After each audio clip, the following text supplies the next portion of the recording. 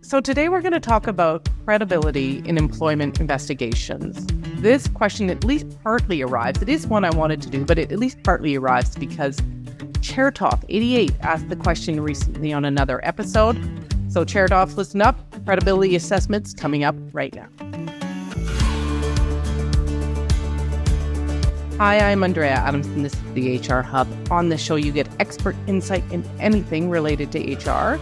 I encourage you to subscribe to the show or podcast to keep listening from my guests. Today, my guest is again Bob Stenhouse. Bob is a retired undercover police officer who has taken his investigative skill learned there and brought it to employment scenarios.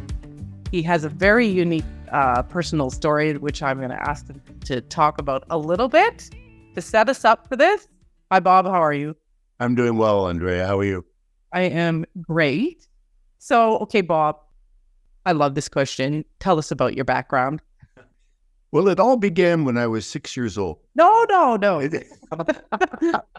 need later. Andrea, I'm a former RCMP undercover officer. My career was wild and crazy. In an undercover capacity, infiltrating drug dealers and organized crime figures and murderers, homicide suspects.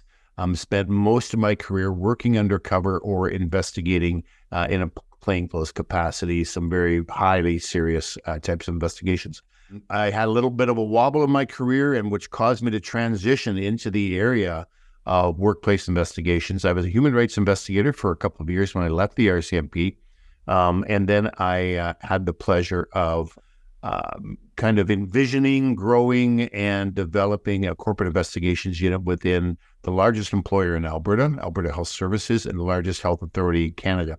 I did that for about 10 years, and then I launched my own firm back in 2018, Veritas Solutions, and we are conducting about 150 investigations a year within our firm. I bet you had some great stories. Another episode. Yeah. Okay, that's probably not that relevant to HR, but still, it just does make me think about the training I did with you where you showed up in character. Right. Yes, I played my characters in my training, and we have some fun role playing, and I show my pictures of my undercover days, and people can Google me, and my undercover pictures are on the web and on my website and stuff like that. Okay, that's fun. All right, but we're going to talk about credibility assessment. So what is a credibility assessment in the context of an HR investigation? Well, if we're talking about investigations that are what I call person-on-person allegations of misconduct. So the person-on-person allegation is going to be harassment, bullying, sexual harassment, assault, sexual assault, behavior that one person does to another. And oftentimes these result in what we've historically heard to be called as a he said, she said scenario. Okay. Now, I have heard people refer to a he said, she said within the context of saying, well, we don't know. She says this happened. He says it didn't happen. Who are we to believe? And then basically washing their hands of doing the right thing by conducting an investigation. And so when I launched and when I was working within Alberta Health Services and developing our process, our methodology, so this is a methodology. This is a form of analysis. Okay. And I am of the belief that even in the most challenging of he said, she said investigations, that we can come to a finding based on the balance of probabilities. And that comes down to credibility. So if you are a very, very credible person and you say this happened to you, and the person that's alleged to have engaged in misconduct says, no, it didn't, I have to make a decision who I believe. And so by conducting a systematic credibility assessment, I'm able to systematically put in and implement an analysis that will help me come to a finding on the balance of probabilities, and that it will also withstand legal scrutiny. So it really is a methodology of analysis to determine whose version of events is more plausible than the other. can you describe the methodology we should be following? Absolutely. So what I did was, as we developed, we have 12 factors that we take into consideration with a credibility assessment that we do for all of our investigations. We put it right in our report. What I did in developing this methodology is I went to case law and I researched the issue of credibility and from a case law perspective, from other experts out there, and just really kind of did a deep dive on credibility. And when there's a judge out in Vancouver, as an example, that uses 30 factors to assess credibility. We have some arbitrators that will use 5 or 6. We have some people that will use more. I took the most common factors that judges across Canada, arbitrators and judges across Canada utilize to assess credibility, and I took the most common 12. Okay. We put them into a systematic evaluation into our report, and we identify each and every one of them that these particular factors, this is what my opinion is on this factor. And we're able to put it into our reports. We're able to come to a finding that we did not necessarily find someone to be credible, or we found someone to be very credible. Can you throw out some of those factors, some of the 12? Yeah, motive to falsify. So if as an example, people say, well, false allegations happen, bad faith allegations happen, vexatious allegations happen. Yes, they do. We've investigated them. We've actually investigated and identified this was a bad faith investigation. However, they don't happen often. So that's the one criteria. And from there, it's like, is there any other motive? If someone says if someone comes in and says, Bob, I don't want this person to lose their job. I'm not out for my pound of flesh. I just want this behavior to stop. Yeah. That's pretty compelling evidence in terms of motivation. Right? Now, if someone basically, is out to destroy someone's career and they feel they want vengeance, and those are things that will flesh out in an investigation to say, I don't know that the motive is all that sincere here. So that's only one aspect of it. Yeah. Flip side, if a respondent of an allegation could lose their job, that's a very strong motivator to deny that something happened. That's only one of the many factors, Andrew. Sometimes you hear in investigations, well, that person, they do this all the time. That's just how they are. They're bad. Basically, there's some version of a bad person. And trying to, what's the word? I want to say cast aspersions on the person's credibility. That's a big word, but how do you, what's your take on that? Well, it's interesting because we will, in a well-conducted interview, I may ask a question like this. Tell me about your relationship with Jim. And listening carefully, sometimes people's bad motive might come out, right? Sometimes people don't have a filter or they're not really thought through. And I gotta say that one of the factors that we will sometimes come across in the workplace is outright hatred. And hatred is a strong motivator to skew someone's perspective, to skew someone's behavior. If I'm looking at your behavior through my disdain or hatred for you, I'm probably not going to see anything good. My bias, right? We're looking for biases, we're looking for motive, we're looking for other factors. Do I have a nuanced view of this? Am I willing to accept my responsibility, or is it all blaming somebody else? These are all things that we're looking for in a credibility assessment.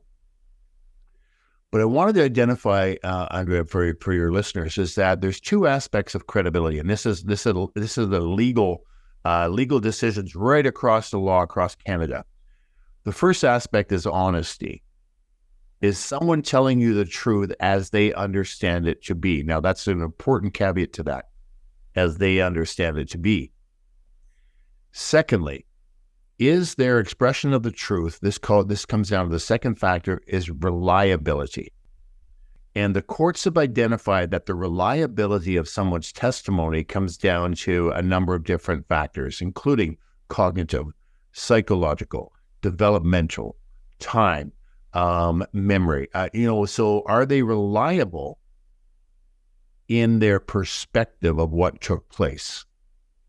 So the implications there is that someone can be honest with you, but mistaken. Yes. They can be honest with you, but their perspective is not reliable. So we're not saying that people are now, on the flip side, some people are just dishonest, and we look at that. So we may evaluate a credibility assessment from a place of honesty or reliability based on the 12 factors that we have. You hear a lot, they look like they're lying. I don't know, body language, tone of voice, whatever it is. Do you rely on those things to assess credibility? No, years ago, I took a course when I was in, my former policing years back in the 1980s, took courses on interviewing techniques and reading body language. And body language and reading of body language has been pretty well debunked. I remember taking a course. Well, if someone looks to the left when you ask them a question, they're lying. Looking right. I mean, it's been debunked. And really what it is about proper interviewing skills, listening very carefully, and then probing the answer for the veracity of that, right? So it's about actually listening to the answers, probing the answers, looking at it from an evidence-based perspective, assessing credibility from the answers versus assessing credibility from the way a person is presenting. Now, except we do have one factor called appropriateness of affect. That's one of our factors that we use. And what that means is that from a reasonable person test, if someone's behavior or their affect or their demeanor, does it seem to be appropriate for the subject matter? As an example, from a trauma-informed lens, when we're asking someone to relay a traumatic event, we will oftentimes visibly see someone crying. We might see someone get angry. We might see someone start to shut down. And unless they're master manipulators and actors, that is an actual thing that's going on. So we might look at that and say, well, within that context, a reasonable person would assess that as being an appropriate affect to the subject matter. Okay, so it's not reading body language per se. It's actually observing someone's emotion and how that emotion may express itself. It a little bit leads into another question. What about, you get a respondent or the person whom the allegation is against, and they get angry and they're like, I can't believe this is happening to me, on and on. This is outrageous, and this person is terrible, and they'll go on for quite a long time about how outrageous this is. Right. What's your take? Offended in their outrage. I had one. Yes, this was exactly. this was in a context of a pastor in a church, and he was alleged to have engaged in sexual misconduct throughout his whole pastoring career. Of frankly preying on vulnerable women and then engaging in extramarital affairs with them, et cetera, et cetera. And I remember asking him about this allegation of having an affair. And he just looked at me with a sneer and he said, I am not going to dignify that question with an answer. And he was just self-righteously indignant. So what I did after that, I said, it's really interesting. I've asked tough questions of people my whole life. I've been doing investigations almost 40 years. And I said, it's been my experience that people that respond to a question like that, it's actually a sign of their complicity or their guilt. What do you think about that? And you can imagine how the conversation went after that. Yeah, I can imagine how the conversation went down after that. Okay. So is that a red flag? And if that's a red flag, confirm or deny? And are there other red flags? Yeah, Dr. Jennifer Freyd from the University of Oregon in Portland, she coined this terminology called DARVO. DARVO. And she did it within the context of her study on sexual assault on campuses in universities. And within that study, she identified that the common response for a person engaged in misconduct, and in this case, serious misconduct, sexual assault, followed this consistent pattern. Deny the accusation, Yes. attack the credibility of the person bringing it forward, and reverse victim offender, make themselves the victim of this outrageous, false, frivolous, vexatious allegation. So now they become the victim. It's a witch hunt, they might bellow. Yeah. You're going to believe them? These women are only looking for money. They might put that seed of doubt into someone's credibility. Yeah. You're going to believe her? She was in the psych ward. Yes. Said that pastor that I was confronting. You're going to believe her? She's got mental health issues, you know. So planting the seeds of doubt in terms of credibility and then positioning themselves as the victim of a false allegation. That alone, though, is not going to, like, let's just say I got accused of sexual assault. Just say, I'm going to deny, I'm going to be like, because I haven't, I'm going to be outraged. And I don't know if I'd play the victim. I'd play horrified. I'd play scared as all get out if that came at me. But I can see myself like being defensive about that, like, because it just didn't happen. Right. How do you tell the difference? Yeah. Oftentimes I find the difference is in the level of aggression towards the other person. So as an example, if someone is falsely accused, they might say, I don't know why she's saying this about me. I want you to know it did not happen. I don't know why she's saying this about me. I will do everything I can for you to find the evidence to make sure that you come to the appropriate finding. What can I get you?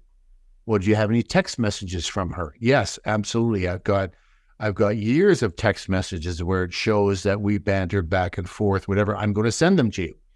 What I find, Andrea, is that the person that wants you to find the truth in an investigation is generally the person that will go over and above to get you the evidence that you need. The person that does not want you to find the truth will certainly use DARVO, but they're not going to be all that cooperative in providing you with text message strings or emails or those types of things. What are the most common credibility issues you see? DARVO? So DARVO is usually the tactic used by someone that is being dishonest, okay? But we have this other aspect of reliability. And sometimes what we also see is people that are just not self-aware. Their perceptions are skewed. And so with that skewed perception, they may interpret, let me give you an example. Someone that's experienced trauma may interpret an interaction through that lens of unhealed trauma. Mm-hmm. So if someone speaks loudly, they may interpret it as being aggressive and bullying, where this is actually how just people express. So there's two aspects. DARVO is oftentimes used by the person that they know they've committed misconduct in the workplace. They know they've sexually harassed or whatever. They know they have. And now they're going to kind of try to make sure that they're not held accountable. That's usually in that honesty perspective. The reliability perspective is oftentimes a little bit more nuanced in terms of whether someone's perception of what happened is reliable. Can you conclude an investigation without ever doing a person-on-person investigation without ever doing a reliability or a credibility assessment? I would say that, I mean, if you have a lot of what's called corroborating evidence, so you've got the text messages, you've got the emails, you got people sending photographs of their genitals, which does happen in the workplace, as you know. And so if you've got all of that corroborating evidence, we do them anyway. We'll do a credibility assessment for every case. Yeah. But I think that you can still successfully conclude when you have a lot of overwhelming evidence. Yeah. The less corroborating evidence you have, the more that we should be looking at the credibility assessment to come to a finding. I'm going to share my pet peeve. Hey. My pet peeve is for people that either don't have the experience or the training to think it's okay to come to well, we don't know. He said, she said. Yes. And it's not just my pet peeve. There's a judge that identified that if an investigator is accepting two different versions of events equally, it is a denial of justice. Right. We cannot accept two versions of events equally. And if you say something happened between us and I say it didn't, someone's not telling the truth. Yeah. And an investigator needs to make that determination who's telling the truth, because if we don't do that, it's a denial of justice. So I've seen many investigations where investigators, or maybe it's an HR person, where an investigation is only one of 15 hats that they wear, is off the side of their desk. They have to get it done. He said, she said, yeah, we don't know. And increasingly, because it's the denial of justice, that is going to place the organization at risk, because the person that has experienced the injustice may escalate it up to the next level. That's why we see lawsuits. That's why we see human rights complaints. That's why we see the headlines. Almost last question. What if you get two people who are not telling the truth? Both the respondent and the complainant aren't telling the truth. They're leaving out any unflattering details. Exactly. Yeah. And so you'll have that where they'll tell the truth on certain aspects, but anything that paints them in a not great light, they omit, they may minimize, they may deflect, they may deny. We'll have that oftentimes. You have two people that don't have a lot of credibility. However, we are oftentimes still able to come to a finding on the actual allegation itself. So we might say, notwithstanding that there was some problems with the credibility of the complainant, that based on the balance of probabilities, which is our standard of proof in a workplace investigation, that we believe that this is more likely to happen than not. Do you ever do investigations in the States? Yeah, we actually, because we have some U.S. clients that are international. And so we've had several investigations where, again, virtually, we don't, that's a whole other topic one day, Andrew, is like how to do good virtual investigations. But because we do our investigations virtually, we've done several down in the States for some of our international companies. Right. Do they have the same standard, balance of probabilities in the workplace? Yeah. Okay. Yeah. So I'm part of what's called the Association of Workplace Investigators. It's actually an organization in the U.S. We have a Canadian branch called the Canadian Association of Workplace Investigators, and our standards, our methodology are very, very similar across the border. Every state, the U.S., every province is going to have similar legislation which drives policy. Okay. That similarity in the legislation is what we test the evidence against. And so there's a lot more commonality with our U.S. counterparts in employment and labor law and investigations. We have a lot of commonality in our methodology. Okay. All right. Good to know. That's helpful. Okay. Last question. How can someone learn to do a good credibility assessment? This is an automation. Contact Bob. No. So we provide, so as you know, Andre, many of our courses are provided through our partnerships with the Chartered Professional Human Resources in Saskatchewan, Alberta, and BC. I address credibility assessments on my 3-day workplace investigations training.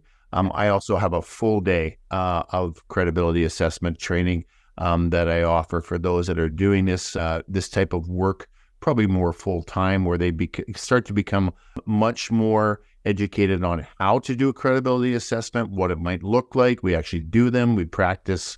And so that's a full day course that I offer, generally through my partnerships with CPHR, Saskatchewan, Alberta, and BC. I do them on occasion. We'll provide our training to organizations that are larger, and they have, let's say they have 20 people they want to train, and then they'll bring me in to do some training on that as well. Well, thanks, Bob. And thanks, Chertoff, for the question. The part I'm dwelling on is that difference between honesty and reliability, that sometimes people are telling what they think is the truth may not be the actual truth.